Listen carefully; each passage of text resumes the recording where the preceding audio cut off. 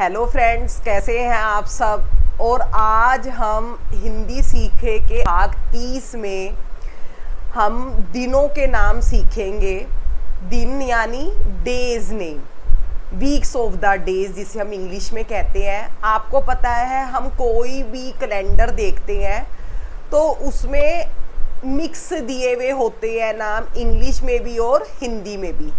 English में हमें बहुत इजी जल्दी जल्दी याद हो जाते हैं, Sunday, Monday, Tuesday, Wednesday, Thursday, Friday, Saturday.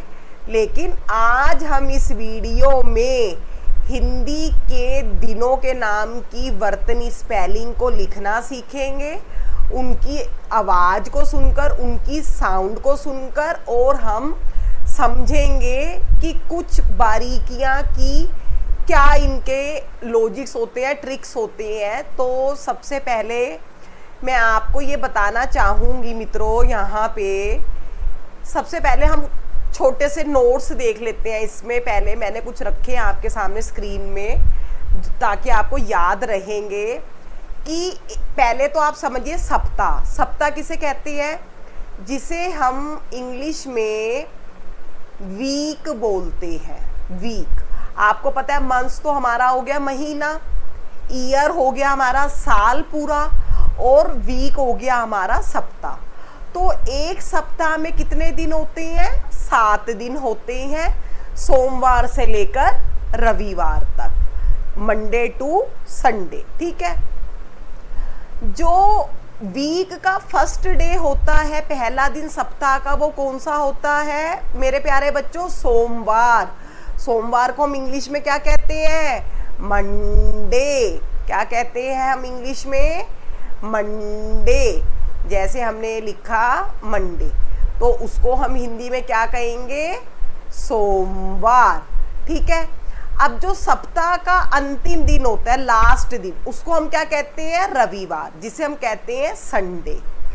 अब इस तरीके से 1 मंथ हुआ, तो उसमें लगभग जो एक एवरेज रहती है या औसत रहती है, वो कितने वीक्स की रहती है?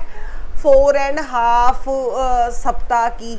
4 या आधे 2-3 दिन होएंगे। ठीक है। तो 4 या मतलब 5 मैंने इसलिए लिख दिया क्योंकि 4.5, 4.25 ऐसे 4 हफ्ते तो पूरे पूरे होते ही है, लेकिन 1-2 दिन, किसी में 3 दिन, किसी में 4 दिन आ जाते हैं।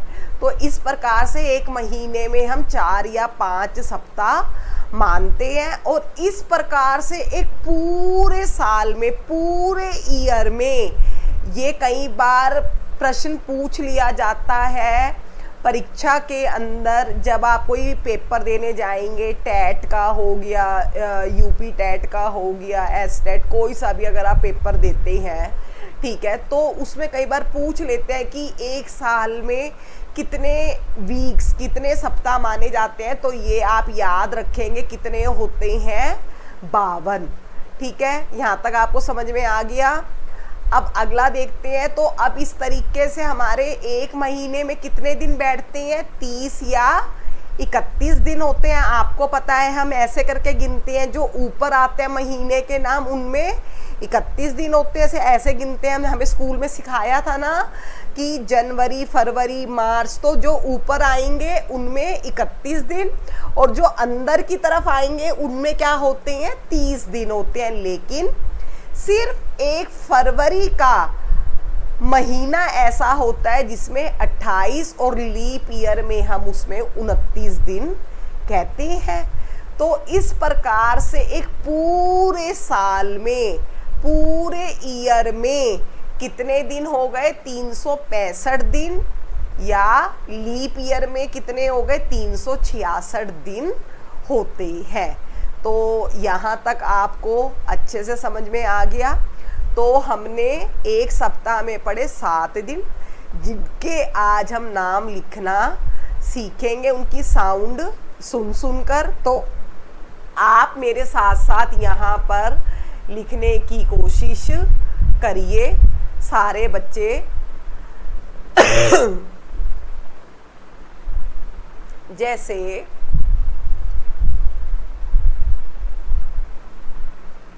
अब हम देखते हैं यहाँ पे अगर मैं पहला नाम हम लिखना चाहें तो हमने यहाँ से लिखना शुरू करा। आप मेरे साथ साथ साउंड सुनेंगे। सोम वार, ठीक है। दूसरा नाम क्या हो गया? मंगल।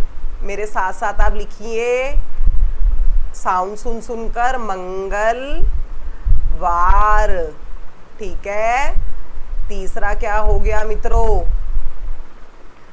बुधवार, जिसे हम कहते हैं वेडनेसडे। बुधवार। फिर हमारा चौथा दिन कौन सा हो गया? थर्सडे, जिसे हम क्या कहते हैं? गुरुवार।